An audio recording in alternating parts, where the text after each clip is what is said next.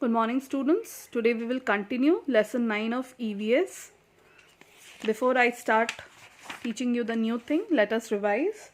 We read about water is essential for life, the uses of water, the activities in which water is very much necessary, like washing vegetables, clothes, cooking, mopping, swimming, washing car. Then we also read about the sources of water. Rain is the main source of water, and rainwater fills in puddle, pond, lake, river, stream, from where we get water for our daily use. And in villages, well is the main source of water, the other being tube well and hand pump. In cities, we get our water through taps. Then we read about the need for storage of water. How in some areas there is no continuous supply of water, and hence the need for storage of water becomes necessary. And we also read about need for judicious use of water, that we should use water judiciously, wisely. Why? I explained you that 70% of our earth is covered with water, but only 2.5% is drinkable water. So we should use water judiciously. Today we'll continue further. We'll read about how to save water. Fix the leakage. See the tap.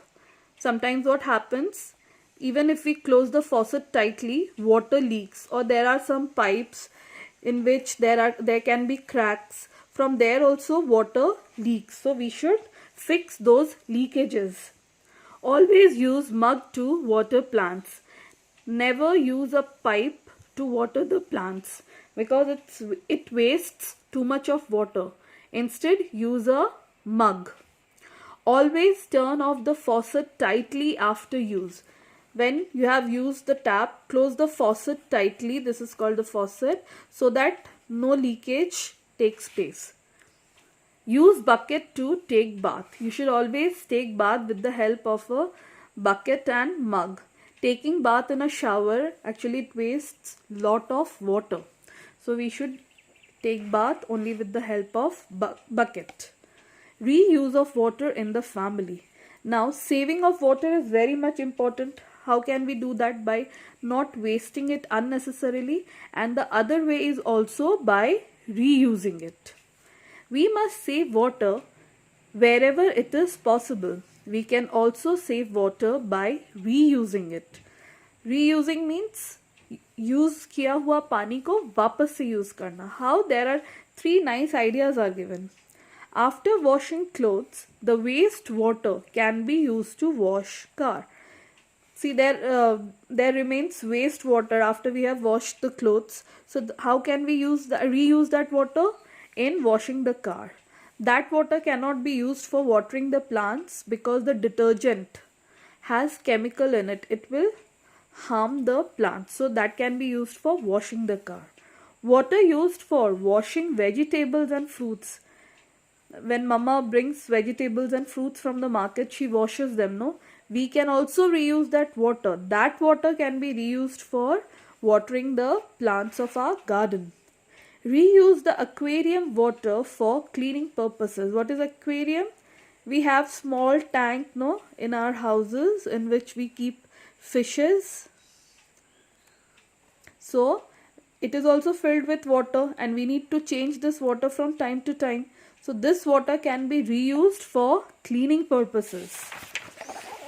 Now we'll revise the chapter. Water is essential for life. Water is very much needed for life. We cannot survive without water. We need water for many purposes, like drinking, cleaning, mopping, swimming. So water is needed for many purposes. Rain is the main source of water.